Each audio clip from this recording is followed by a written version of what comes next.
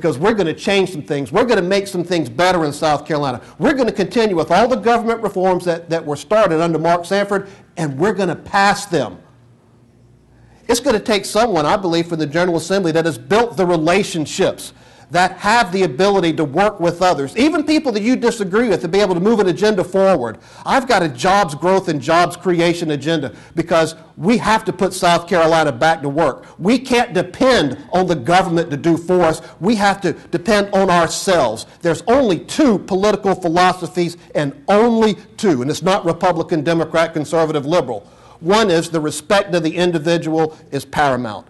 That the individual is responsible for his or her behavior, and that your behavior determines your success or your failures in life. That your behavior determines who you are, and you are responsible for your behavior. Not your neighbor, you are. Not your government, you are. You're responsible for your mortgage. You're responsible for your business. You're responsible for your health care, not somebody else. Because when someone else is responsible for it, then government gets involved, and government takes money they've got no right to take, and they give it to someone else. That's called socialism.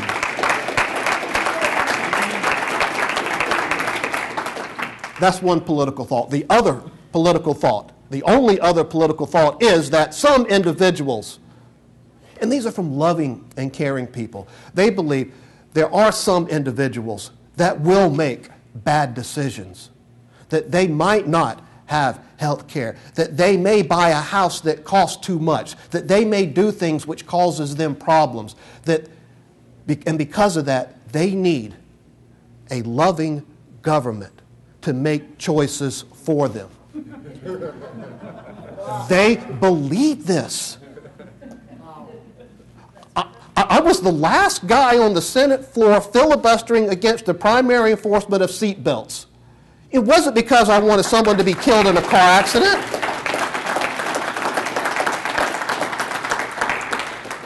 They were making it like Grooms. You like to see blood in an accident. No. I believe in freedom. And government's got no right. Government's got no right dictating to an individual the amount of risk an individual is willing to assume for himself. Even if the government loves you as much as the government loves you, they've got no right to tell you what risk you'll assume. Because you decide for yourself. It's all about freedom. Lincoln talked about freedom. No, he didn't. No, he didn't. I'm getting my quote wrong. I'm going to go back to a Jefferson quote. Jefferson talked about liberty. Jefferson describes liberty as having choices. The more choices an individual has, the more liberty an individual has. And it doesn't matter whether those choices are economic or otherwise. The greater the choices, the greater the freedom. The greater the freedom, the greater the quality of life. And then there's an economic theory that goes along with this, and it goes like this. The greater the government, the greater the poverty. The greater the freedom, the greater the wealth. An individual goes into Walmart with $10 in his pocket. He has a choice of spending $10. Another individual walks into a Walmart with $100 or $1,000. The individual that walks into Walmart with $1,000 has greater economic opportunity. He could purchase a whole lot more. His quality of life, his experience in that store will be much greater than the person walking in with $10. The theory is the greater the economy, the greater the choices, the greater the quality of life. Now, he may make some bad choices. Goodness. The guy with $1,000, he can buy a bunch of stuff that I wouldn't buy. But who am I to say what you're going to do with your money? It's yours. You spend your money more efficiently and more effectively than anybody else. That is why the greater the government, the greater the poverty. Because when government takes your money, there's only two things that can separate you from your money. Only two things. One is a thief can put a gun to your ribs and say, I'm going to take your $100 you just earned last week. They could take a portion or they could take all of it. The second group that could take your money would be the government. It's the same effect as a thief. They take it from you. When they take your $100, you have less choices. Your quality of life is diminished. And here's why it creates poverty. There's only two things that will separate you from the money that you earn when you want to purchase it. It's called quality and price. When quality and price intersect, you will part your money for a product or a service. And you decide. Everyone in here drives a different car, different make, different model. But you used your money efficiently. You purchased the product that you wanted. You go to a sandwich shop. Some people will stop down at Hardee's and get a double cheese, or some people will go to McDonald's to the value menu. My father loves double cheeseburgers at McDonald's. He will buy 8 of them at a time. He puts them in the freezer and thaws them out because they're only $1.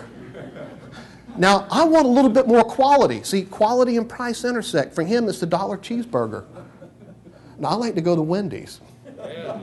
I like to get the bacon. I like to get the bacon ranch thing they got there. It's a little more than $1, but I want a little higher quality. But I get to decide that. That's my choice.